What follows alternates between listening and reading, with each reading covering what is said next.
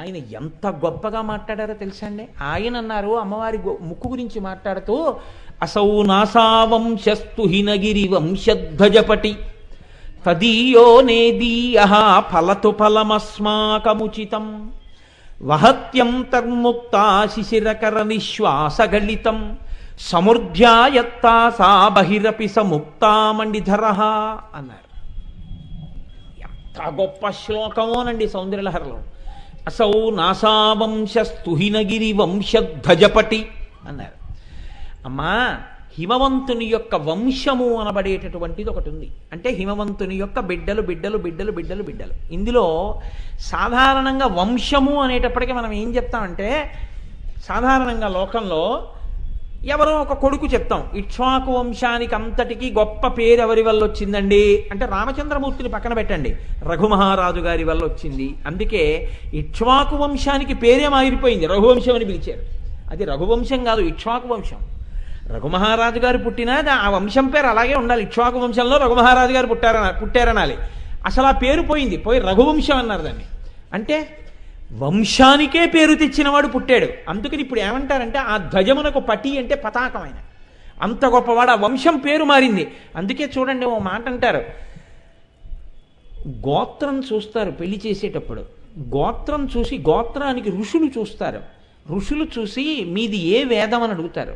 మీది ఆ వేదంలో మీరు ఏం చదువుతూ ఉంటారు అని అడుగుతారు. అడిగి దాన్ని బట్టి సూత్రములను చూస్తారు. ఆ సూత్రములను బట్టి వాళ్ళు ఎప్పుడు పెళ్లి చెయ్యాలో ఉంటుంది. వాళ్ళు ఈ నెలలలో పెళ్లి చెయ్యాలని ఉంటుంది. ఇందులో మగపిల్లాడికి అధికారం ఉండదు, ఈ నెలలో పెళ్లి చేయమని అడగకూడదు మగపిల్లివారు. ఆడపెళ్లివారిది అధికారం. కన్యాదానం చేసేవాడు అప్పుడు చెయ్యాలి. ఆయన నిర్ణయించుకోవాలి, మాకు ఈ సమయంలో కన్యాదానం చేస్తాం. నేనున్నాను అనుకోండి, చతుస్సాగర పర్యంతం గో బ్రాహ్మణేభ్య శుభం అవుతూ ఆత్రేయస అర్చనానసా సామాశ్వాత్రయా ఋషేయ ప్రవరాన్విత ఆత్రేయశగోత్ర ఆపస్తంభసూత్ర యజుశాఖాధ్యాయీ కోటేశ్వర శర్మ అహంబో అభివాదయే అంటే నేను ఆపస్తంభసూత్రులు ఏ సమయంలో కన్యాదానం చేస్తారో చూసుకోవాలి. చూసుకుని ఆపస్తంభసూత్రుడికి విశేషకాలం ఉంటుంది కన్యాదానం చేయడానికి.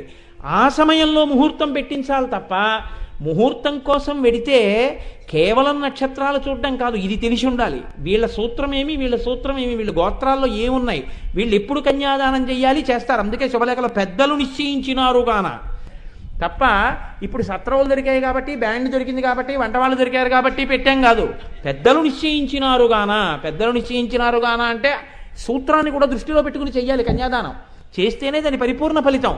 కాబట్టి చూడండి, ఇప్పుడు నేను మీకు ఈ విషయాన్ని దేనికి మనవి చేయవలసి వచ్చింది అంటే, అమ్మవారి యొక్క ముక్కు గురించి చెప్పడంలో శంకర భగవత్పాదులు అంటున్నారు, అసౌ నాశావంశగిరి వంశధ్వజపటి.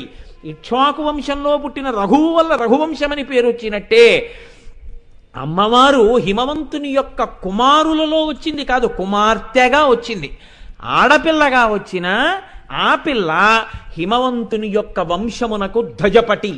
ఆ ధ్వజమునకు, ఆ వంశమనేటటువంటి జెండా కర్రకి ఆవిడ పతాకము.